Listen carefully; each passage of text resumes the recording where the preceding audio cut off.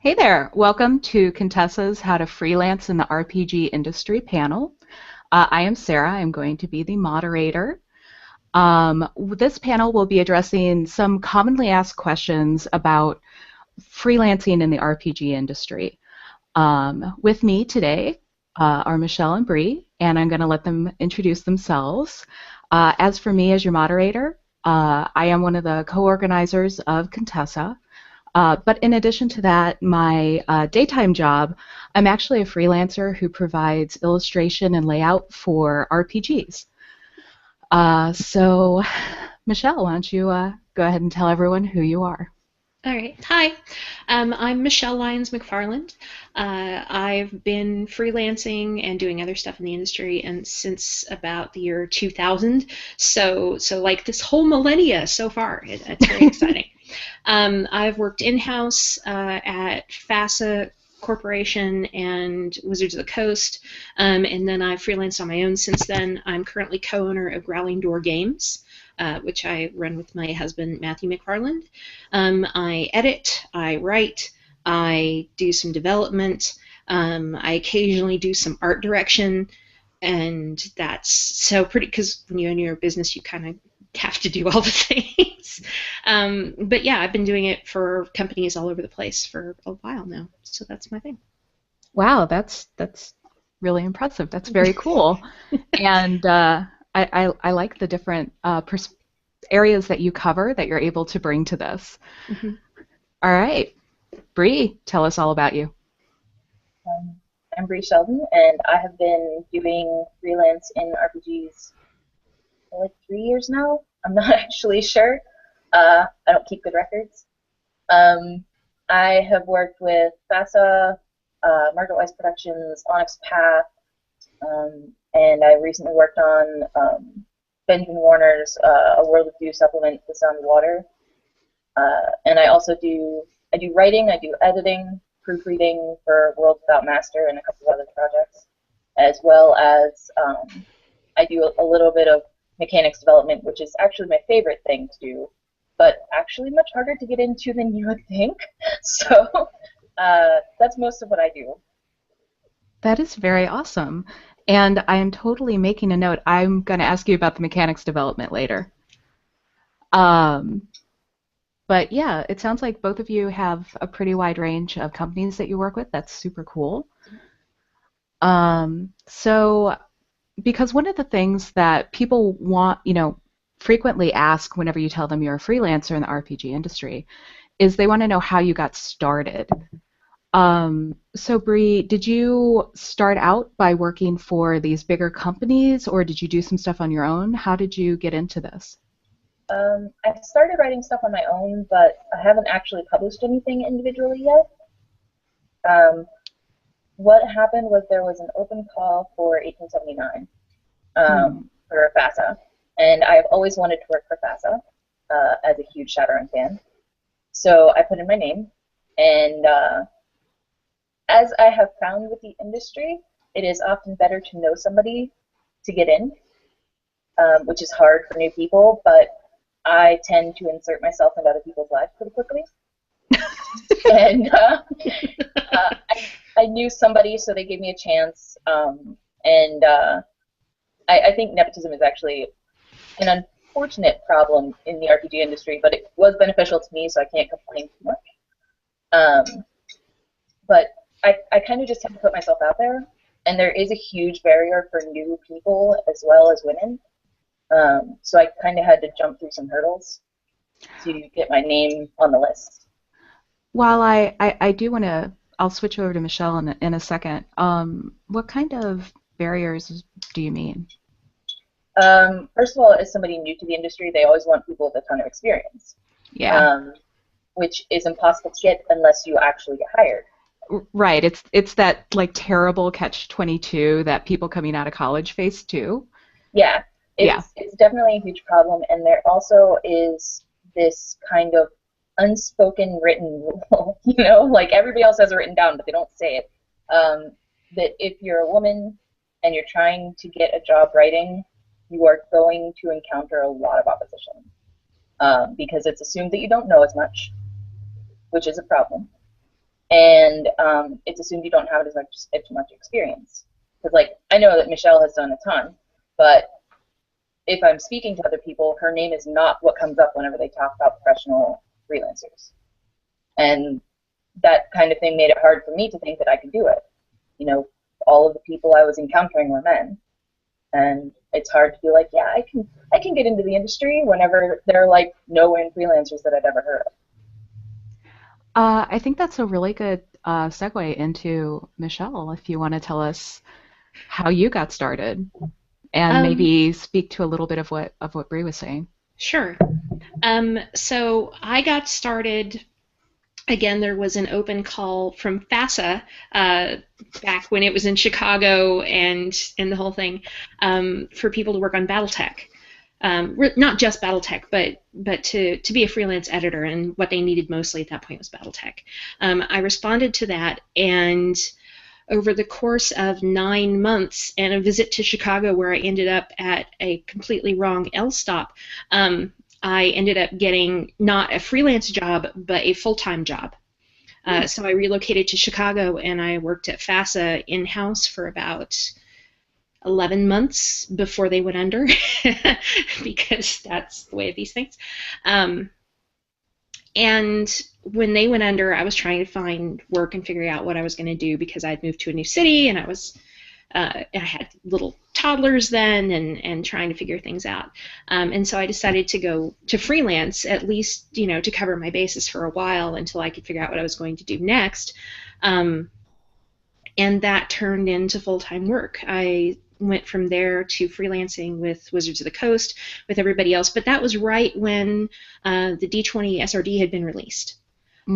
So open gaming was a new thing, and there was this glut of new companies and people coming up who were looking for anybody who could write some feats in a prestige class to help make material for books. So it was a rare opportunity at the time, because freelancers were really highly in demand.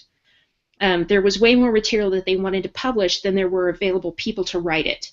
So I didn't encounter initially the problems that Brie ran into, just because in a lot of ways it was, a freelancer's market at that point. But that was, long ago and far away at this point. And I don't know that those days will come again. So, and yeah, after that, I worked with a whole lot of people, and I did a lot of editing. And generally, I'd start out with somebody editing, which again doesn't seem to have that resistance factor for women, and then I'd end up writing for them. So I would tend to make my in that way, not purposefully, but that seems to be how it would work out. So you also see kind of a little bit of an opposition to women writing? Strangely, I haven't really encountered it as, oh, you're a woman, you can't write. What I encounter is no one can remember our names. Wow. So it doesn't matter what books I've worked on, no one knows me. I am the invisible freelancer since 2000, so I've been doing it 15 years, and when you ask people on RPGNet, for example, where I'm an admin, but nobody remembers me, whether or not, who are the women who work in freelancing, they can't think of anybody. And if they actually sit down and try and think of it, they'll come up with a name or two, but Nicole Lindros, who is half owner of Green Ronin, Michelle Nephew, Margaret Weiss, these names don't come up. Yeah. Which I think is horrifying and, kind of scary at the same time, because they've done so much work in the industry, and yet, they're still kind of invisible. That is really, really horrifying, and yeah, I have to agree with you guys that I don't know a lot of other women who do layout and illustration for RPGs, so I am feeling what you're saying.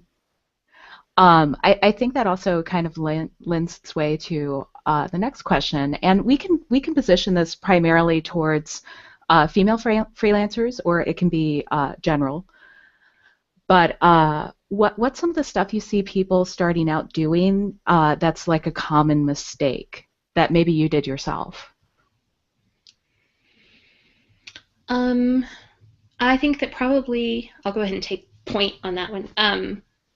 I think that probably one of the things that I see is the industry is unstable, let's say, because there are a lot of more people who are interested in doing it than necessarily have experience doing it or bankroll doing it, especially in the modern days of crowdfunding. And so one of the things I see is that we tend to work with people even when we know when the situation might not be great or they already owe us money. But we've established a working relationship, we might be friends, and so we keep working for them past the point when maybe we should. That's a little eye-opening. I'm sorry. It's okay. I don't mean to be like a dark influence on this. That's my job. No. No, that's really good to hear, because you're right. Like, it can be really hard. What I think you're saying is, you're so desperate to break in. Sometimes you'll take any opportunity, even if it's not the best one. Yeah, definitely. Yeah. And also, at one point I had established, I put a big thing when I was first starting freelancing on establishing working relationships with companies, because I didn't want to constantly hustle. And I was trying to do it full time. So I had a company that I was working for who is no longer in business, and I had a great working relationship with them, and it went great for like a couple of years, and then all of a sudden I had all of this work that was in the pipeline for them, and I would get it done, and there was no money coming. And I was already signed on for these products. These people were my friends. I'd gone and worked their booth at cons. And so I kept working on it, and the end result of it was that I ended up owed 10 grand that I was never going to see because they went out of business. So, and I let my personal relationship with them overcome when I should have stopped working for them. So it's, it can be something at any stage. It's not just, I don't know what job I should take. It can also be, I should have cut this off way sooner than I did. So that was mine. Bree, do you want to add to that? I saw your face when I asked the question, so. Yeah, the number one thing is working without a contract. It's so easy to do because you want to work so fast. You want to work on the project because you're excited about it, and you'll get started right away, and then you realize that you've written, tens of thousands of words, and you're not going to get paid because you don't have a contract.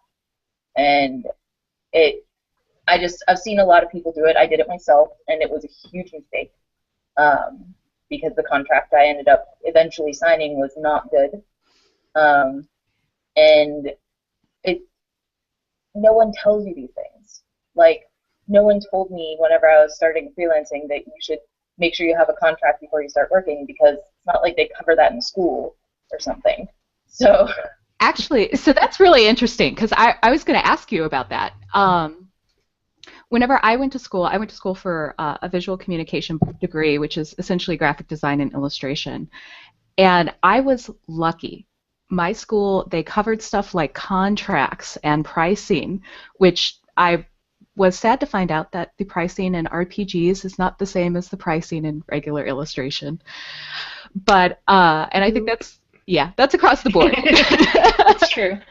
We are not in this to become rich people. We're here to, probably because we love it. So, but one of the resources they gave me was a book about contracts. And so I was just going to ask if either of you know of any resources for freelancers to get like sample contracts to use and stuff like that. The only way that I have found of getting them is through the IGDN, actually. I don't know of any external resources. I have gotten all of mine through members of the IGDN. So if one of you two want to explain what the IGDN is, that would be super cool. Michelle, you want to take that? Sure, I'll take it. The IGDN is the Indie Game Developer Network. It's a small group of people who are interested in publishing indie role-playing games, or actually, whatever games that they have. We're not only indie RPGs.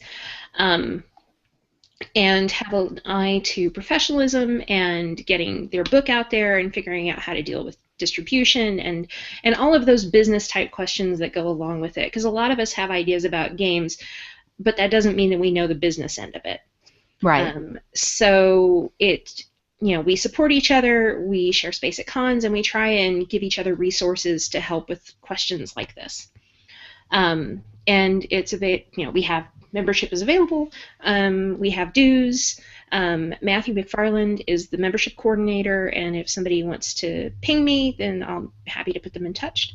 I'll also put a link up to the website on the Okay, event page after we're done. Thank you.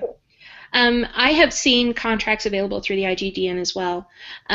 Before the IGDN, I would either ask somebody else who was in the business or I'd Google. And I think the dirty secret is that a lot of these companies have not had business training, and they get a lot of their contracts just from somebody else who's in the industry or from a random internet site that has some kind of work for hire contract on it. Which on the one hand, that's better than no contract. Yeah. On the other hand, it also means that they haven't put a lot of thought into the terms that are in their contract, because a lot of times they're just getting it from someone else and using it as a boilerplate. So, something that I would definitely recommend to new people is don't be afraid to negotiate your contract. If the terms look hinky, say no and say, I'd be happy to do this, but I'm not going to do it for this. I'd like more money. I'm not going to let you sue me as an editor if it turns out that the content came from somewhere else.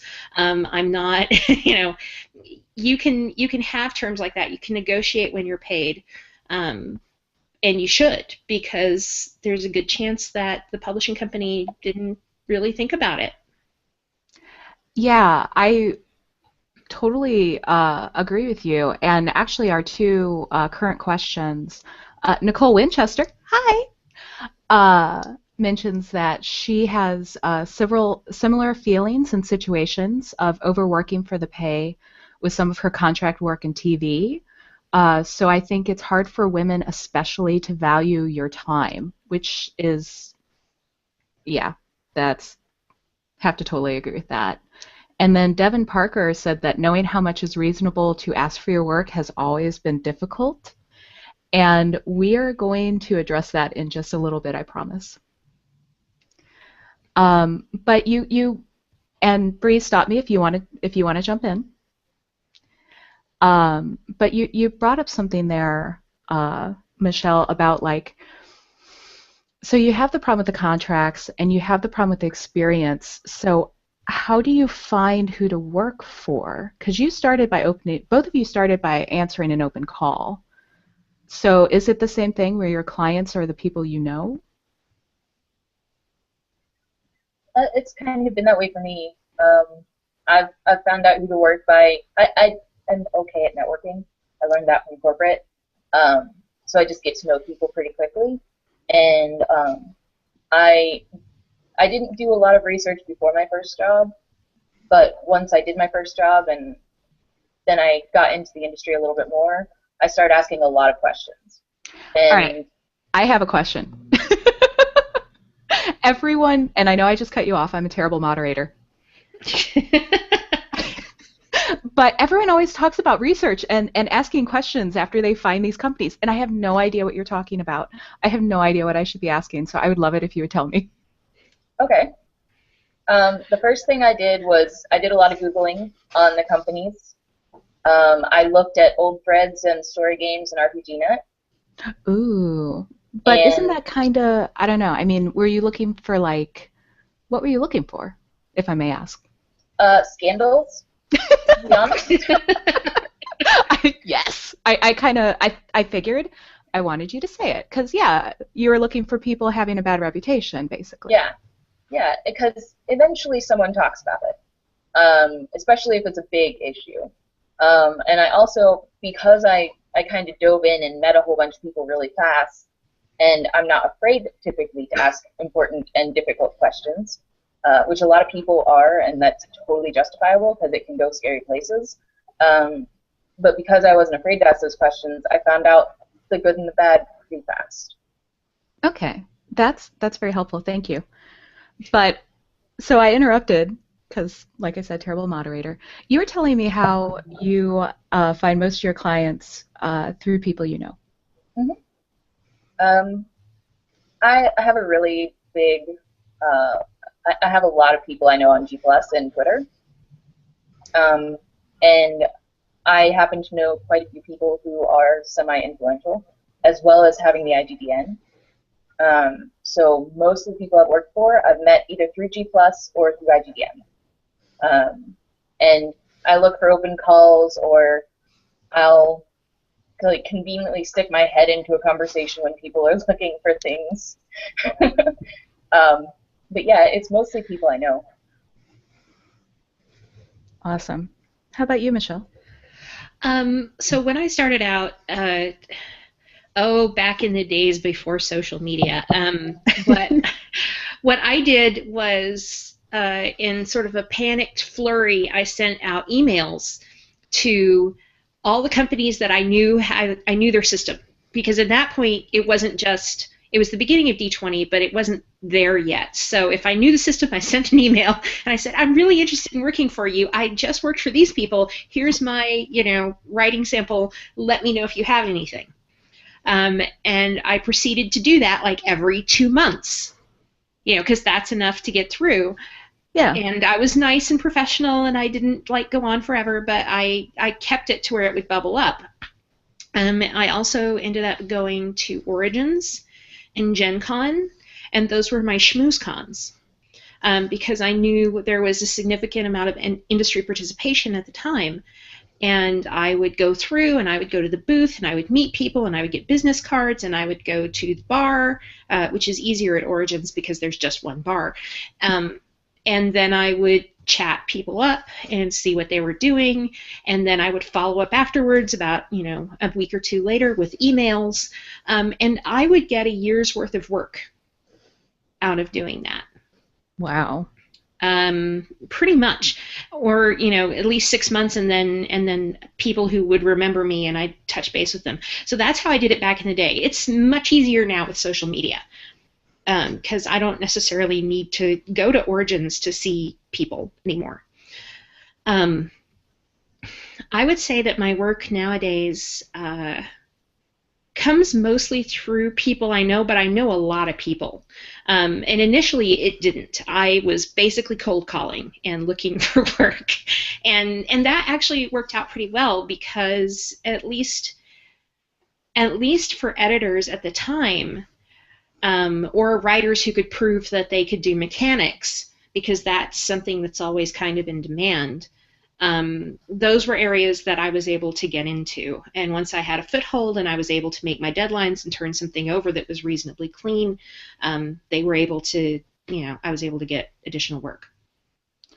I have to agree that I was kind of surprised that I was also able to find work at conventions, and I wasn't sure how that worked. So it just kind of, I kind of floundered into it. So I think that you're both touching on those points, that networking, knowing people, and doing that in person as well as social media, it seems like it's equally important now. Yeah? I was going to say, I think you can get farther not in person now than you used to be able to. Because in person, with Facebook and with G+ and with Hangouts, you can do a reasonable facsimile of in person that doesn't involve buying a beer or coffee, in ways that you couldn't do when I started. So I think that you can get further nowadays without necessarily having to be in the same physical location for a weekend. That's definitely also very, very true, because one of my clients is in a different country, and I would have no way to buy him a beer. Yes.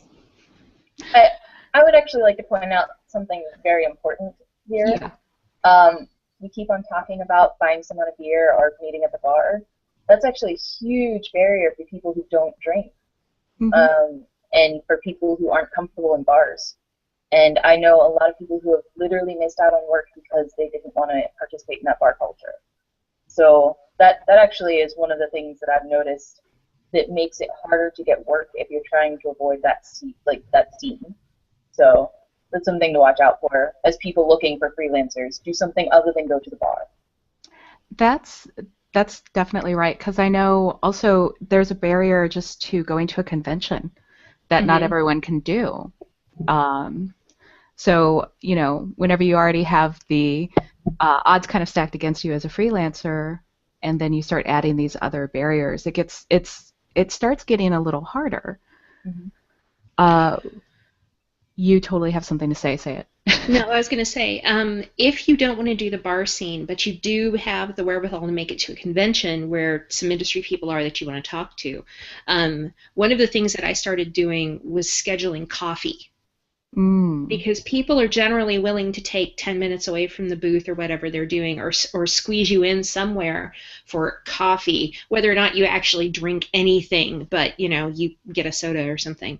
But that requires that you talk to them in advance and that you schedule time, which is a barrier in and of itself. But it's possible because most people are willing to. Yeah, and I can definitely see that would require you to be organized, to figure out their contact information, and to know what you want from them. Yes. Like, you would have to have a very specific reason for asking them to give you 10 minutes of your time. Which kind of goes back to what we've been talking about, because both of you present very well on social media and the way you're talking about networking and interacting. So do you have any advice for the beginning freelancer of how to start networking and how to find people? You want to go first, Bri? Yeah. The thing that helped me the most was not letting the hierarchy get to me. That there is like a kind of hidden hierarchy to, like, these people are the big game designers and the big publishers, and they've been here forever, and they're kind of put up on this weird little pedestal. And you just have to trample it down. Add people on Facebook, add people on G+, add people on Twitter. Be in contact. Like, even if they're people who are way, like, conceptually out of your league, get in touch with them anyways. And that's really hard, and it's very, very scary. But I had to do it in order to get work. I had to just be like, I'm going to step past all these weird little barriers. And it's partially because I came in and I just blew it off. Because I didn't have years of experience working with these people who are supposed to be so much better than me. But you kind of have to be like, yes, I know that this is a long-term experienced white guy who is holding the strings to my work, but I'm going to tell him how good I am. Awesome. I've completely forgotten the question. Could you ask it again? I'm sorry. No, that is perfectly fine, because I think that says more to the power of what Bri was saying. I was listening so intently to Bri, and I forgot what I was supposed to say. That's okay.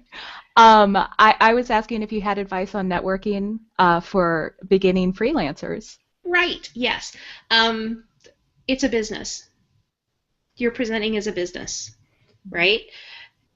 Don't get caught up. I mean, everybody wants somebody who's excited about what they're working on. And if you didn't like role-playing games, there are so much better paying fields to edit and write for. I mean, I love games, and I have like a day job, and I'm in grad school, and I have other things that I can be doing, but I can't get out of it because I enjoy it, and these are where my friends are, and I think it's very worthwhile. So I just wanted to interject that honesty there. But at the same time, you want to be enthusiastic, but you want to be professional. You're working with someone else's money and hopefully your money. And one of the things that is pretty rare, because this is to a large extent a fan culture, is that presentation of, I understand that this is a fan culture, but this is also a business. I'm going to make your deadlines. I'm going to give you a useful product. I'm going to write to spec. Right? And so if you can do these things and you can show them that you can do these things, you are already incredibly valuable. And you should know that and be able to, acknowledge that to people and show them that, right? Because they'll feel that way about you. I really loved your honest passionateness there in the middle. That was awesome. And yeah, I definitely have to agree with that. So now we're going to change tactics a little bit. So take a deep breath. It's all good. And there's some nitty-gritty things, like me asking Bri, like, what specifically are you Googling? Like, let me in your head right now. There's some nitty-gritty stuff that beginner freelancers sometimes just don't know and kind of flail around. And it gets asked a lot. So I'm going to ask the really hard question first, and I'm going to start with Michelle. How do you figure out what to charge? So it depends on what I'm doing. First question. That's fair. Yeah. It also depends on whether I've worked with someone before. Let's take editing, for example, because I do a little more of that these days. So if I'm editing for somebody for the first time, I charge, depending on the size of the project, I'll either charge by the hour, in which case I'm charging between 20 and 35, depending on the length of the project. If it's a 1 hour thing, then I'll charge 35 because that's still cheap. If it's a longer project, I'll charge 20 an hour. And the reason I charge hourly is because beginning companies often don't know what they need. That's a good point. So yeah, they can give me a 5,000 word, thing, which shouldn't take me that long. But if it needs to be rewritten and it's really not ready for editing yet, I don't want to get charged.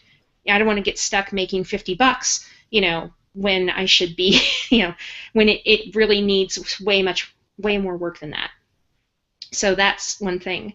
For established companies that I work with, I charge between 1 and 2 cents a word for editing. For writing, I charge 5 cents a word or so. And again, it depends on the company and it depends on what the size of their project is. Mm-hmm. I would recommend to anybody who's starting out, if you have to take a lower initial rate for your work, don't take less than 3 cents a word. There's no reason that people can't pay you 3 cents a word, especially in the days of crowdfunding. I would make the argument that there's no reason a company can't pay you 5 cents a word if they're kickstarting.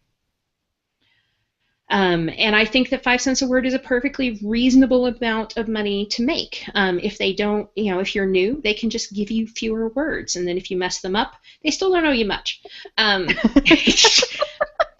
It's pretty straightforward. But that's what I charge for things. I have made more than that. I've made as much as 10 cents a word, but that was through freelancing for WotC. And I don't do as much of that anymore because I kind of got out of the working on D&D stuff. And 10 cents a word is kind of iffy for a lot of people to swing. So yeah, we're working on it. My company pays 5 cents a word. That's excellent. That's what we do. All right. Bri, you want to add in? I still haven't worked this all out, to be honest. That's totally fair. I've been doing this for about 3 years now, and I still mostly just accept whatever I'm offered, with a little bit of wiggle room sometimes. I have been lucky enough to work for most of my writing around 3 to 5 cents a word. Most of it, not all of it. and I have gotten to the point where I won't accept less than 3, especially if they're cutting cents in half, because that just sounds crazy to me. And for editing and proofreading, I don't do a lot of like legit editing. I mostly do proofreading. If it's under like 2,000 words, I just give them like a set rate, like pay me $25 or whatever. You know, it depends on whether I know them and I'm giving them a special rate, or it depends on the scope of the project and the type of project and what I know they're doing to pay for it. Like if they're doing crowdfunding, sometimes I'll be like, oh, you could pay me a little bit more for this. Mm-hmm. If they're not, then I'm like, I know your budget's really low and I want to make sure this work looks good. So I'll accept a slightly lower rate sometimes. But I have the freedom to do that because I have, up until recently, had a full-time job. Wow. I personally recommend that anyone who is doing this free time demand the best rate for their work, because I tried to demand as good as I could while still being like, I need super flexible due dates because of my work. But if you're doing this full time, you don't want people to devalue you because you're not charging what you're worth, which can happen. Mm-hmm. And to follow up on Bri, it can especially happen, I think, in this industry if you're a woman, because we are not immune to getting paid less, just like in every other industry, for the same work that's being done by somebody else. Now, by and large, it's not necessarily going to happen, but we don't negotiate our contracts as often. We're not used to that kind of at all, but that's especially valuable to do when the contract is handed to you and it's per job. And it can be really easy to get into a rut working for a company for the same price, because if you've done 3 jobs and you've charged the same rate, it can feel strange to, now that you have a relationship with this person, come in and say, well, now I want a cent more. Mm-hmm. Whereas if you'd made that negotiation at the beginning, you wouldn't have this problem. So making that negotiation is important. Also negotiating when you get paid, right? So again, at one point when we were more of a offset print, almost magazine style industry, it made sense to be paid on publication. I can't think of a company that works that way anymore. Not even Watson really works that way anymore. So it doesn't make any sense to pay on publication. They're not using the next book. You know, they're not using this book to pay for the next one, right? Which is what that initially was supposed to do. Or this book to pay for the last one, actually. With that said, getting paid on first draft, you know, half on first draft, half on completion, or half on completion and half on publication, these are all perfectly, you know, much more reasonable in terms of when you should get paid. And that's almost as important as how much you're paid. So using those 2 things to make this sort of sliding scale work out for you on how you're going to get your money and when you're going to get your money and how much you're going to get, that can all be negotiated and should be. That is fantastic advice. That kind of leads us to, we have a question. Liz, hi Liz, would like to know, because we have been mainly talking about beginner freelancers, she wants to know what the cost of an experienced writer should be, because people keep saying you can charge more, but I have no idea what that is. It depends on who you're working for. Ooh. And I hate to phrase it like that, but it kind of does. It's totally fair. There are even well-established companies that aren't going to pay you more than 5 cents a word, no matter who you are. There are companies, you know, again, if you're working for Wizards of the Coast, you might start out a little lower, but you can get up to 10 cents a word, which is almost rates that you could make doing something else.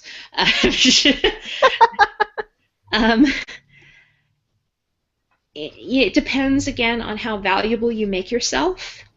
If you can do mechanics and setting, or, you know, fluff and crunch, if you can do, actually I think it was crunch and fluff, if you can hit your deadlines, if you know responsibly how much word count you can do, and you ask for that, and you don't overwhelm yourself so that you start slipping or burning out.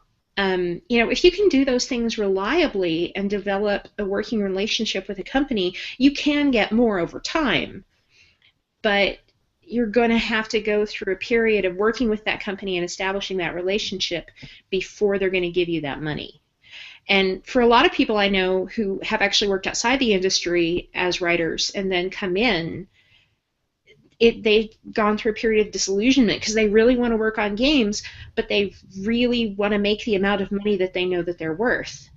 And especially right now, Onyx Path has had an open call for a while, and they're especially looking for women and minorities and LGBT voices that aren't usually represented. And I highly recommend anybody, if you write for horror at all or are interested, please send in something to the Onyx Path open call. But a lot of people who were interested in that and have submitted have been like, I normally make 10 times this. I can't work for this little. And that's a perfectly reasonable thing to decide. The RPG industry is what it is. And it's a lot of people who are doing something they love for not that much money because people haven't figured out how to make a small fortune into a big one, or a no fortune into some fortune. That much out of it. So,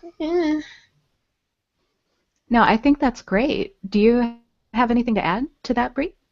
I actually kind of wanted to double back a little bit. Yes, let us do that. Because we talked a lot about writing and editing, but we didn't talk about game design or development. Yeah, like mechanics. I have that note down. Please tell me everything about developing mechanics. It's actually really, really hard to price out, in my experience. I tried to estimate how much my time was worth, and because I hadn't done it before, I didn't realize that playtesting is really hard for me. So for one of my projects, I had to do 2 playtests that were 4 hours long of a system I wasn't super familiar with. That work felt like $20 an hour for me, but I couldn't necessarily charge that much. Right. But I think you have to work it out into hours of time invested in these mechanic designs, and that's really hard to do if you don't, think about it really hard. But I think you should be making at least minimum wage if you are doing per hour for game design. If you're working on mechanics and you aren't making at least $7 an hour, they're not paying you enough. And that sounds like a lot to demand for playing games effectively, especially if you enjoy doing it, because mechanics are super fun for me. But it's time, it's effort, it can be exhausting. Running games is really hard for me, so I did get a base rate basically from the people I did mechanics for whenever I did mechanics. But I need to actually reevaluate that because I should be making a fair wage for my hours invested. And it is dollars per hour, it's not word count, because word count for mechanics doesn't really make a lot of sense. So yeah, I can totally see that, because it's not the same as writing if you're having to go in there and test it and make sure it doesn't break the entire game and all of that. So to piggyback on top of that, it's worth noting that different companies define development differently. Yes. Development is not a universal term. Some people, when they say development, think of, I'm just going to make sure that all of the in-universe stuff is consistent with previous backstory and whatnot. Some people think development is, I'm going to go over all the mechanics and make sure they work, and I am the last point of system coherence, right? Obviously, in some way, these two things have very different workloads. I've known development to get paid like editing plus writing per word for whatever additional writing that you end up doing. So that's one way that they sometimes pay for it. Editing also has, different definitions depending on who you're talking to, but that's kind of a side thing because that's not really what we're talking about. But yes, if you want to do development, there, as Bree had noted earlier, there aren't a lot of women in development. And that's something that most of the women in development right now tend to be ones who are writing their own games. It's something that I think is going to start to change. I've started picking up a little bit of development through Onyx Path, which, if anybody's not familiar, they are the current holders of the White Wolf license and all the Storytellers and World of Darkness games. So I'm going to be doing a couple of chapters of their new Dark Ages supplement, which is various of their product lines in historical eras. I did one with Cam Banks on New Zealand, which was really cool in the 1950s for Geist, and I've got a couple more coming up. But that's new, right? There hasn't been a lot of that, and I think that that's one of the things that we should start pushing for if we're established. There's more money in it, there's more prestige in it, there's a better chance people will remember your name, and we have sufficient participation as women in the industry at this point that we should have those positions. Do you, and this might be a little bit, well, you know, it's a little bit out of scope of the panel, so I'm going to draw that question back. We do have, because, you know, I could talk about this all day. We do have about 8 minutes left, so if any of our viewers have any questions, now is a great time to put them in. Otherwise, I'm going to keep bugging you two about other little gritty nuts and bolts kinds of details to help anybody who's thinking about doing freelance, because this is so interesting to me. So what do you do if the client doesn't live up to their end of the bargain? I mean, well, let's say that they promised complimentary copies of the product and they didn't send them to you, or they in some other way violate the terms of the contract that we know you got from them at the beginning. Bree, do you want to do this, or you want me to? I so far haven't had anyone like go really off the rails and not give me something that I was supposed to get. But I had some people get close to it, and what I did was I wrote a very professional email and said, these are the things you owe me. If you aren't going to give it to me, let me know. I'm going to reflect it in my records, and I will not work with you again. So straight to the point, professional. Yeah, because if they aren't going to come up with their side of the deal, like if they're not going to pay me or they're not going to send me things they promised, then I don't think I can trust them to continue working with them. And that sucks because you're burning a bridge.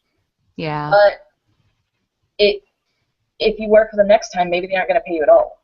And for me, it's a huge breach of trust to not meet your contract.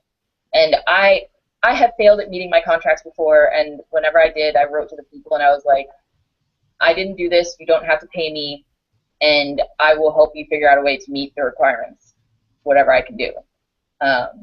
Because like with a day job, sometimes I don't always have time to do the freelance, and I didn't know that whenever I first started this.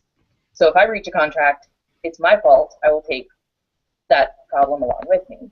So if they breach a contract, I expect them to take responsibility for that. And I don't expect anyone who I failed a contract with to hire me ever again. So it's just as fair for me to say, you breached a contract, I'm not going to work with you ever again. I like that. I like that equality of power there. How about you, Michelle? If it's a matter of pay, I find that regular business emails, you know, if I don't want to burn a bridge with somebody, if I know I want to keep working with them, but I know that they're slow or absent-minded or whatever they happen to be, then once a month emails, hi, we talked about this last month. This is when you said you'd pay me. How's that going? You know, I'm planning to be at this convention and come see you, and maybe you can pay me then. And, you know, so keeping it nice and friendly and professional, but letting them know that you have not forgotten that you are owed money and that you will be confronting them. because really very few people really enjoy confrontation, and we don't have a lot of secretaries and things to buffer us from that in this industry. So knowing that you intend to show up with your smiling face at the convention and stand around and wait for them to give you what you're owed is surprisingly effective. I love that. It's like you're the nicest intimidator around. Yeah, it's kind of like that thing when you're project managing and you go and you sit on somebody's desk and you take them coffee and you say, so about that thing you were going to do for me. And then you make it clear that you're not going away. And then they do it for you just to get you to go away. And in a nice way, because you brought them coffee and you're complimenting them while you're there. So that's a thing. That especially works well for comp copies. Although these days PDF is getting more common, so that doesn't tend to be as much of a thing. If they just aren't paying you, then there's only so much that you can do, because the amounts that we tend to get not paid are not sufficient to cover hiring a lawyer and that kind of thing, generally speaking. So that's kind of a sad side. On the other hand, I've been handed a book that wasn't ready for what they wanted me to do with it. And they're, if they've asked you to edit something, for example, but they're giving you bits and pieces of notes that they want you to stitch together, and it's not in book form and it's not really ready for it, there are also times when it's okay to just cancel the contract and say, you know what, you don't have to pay me. This is not going to work out. You're not ready. And these are the problems that I see with it, and you should work on those and then find somebody else. So I think that that's also part and parcel of not living up to the contract as promised. That's fantastic advice, actually. Like, I know it can feel a little counter to your instinct of, I am a freelancer, give me work, I must do all the work. But yeah, holding your employers accountable as well, I really love that, and I'm going to honestly take that to heart. So Devin has one last question for us, and this is probably what we'll end on, because we're running out of time, sadly, even though I want to keep talking to you too.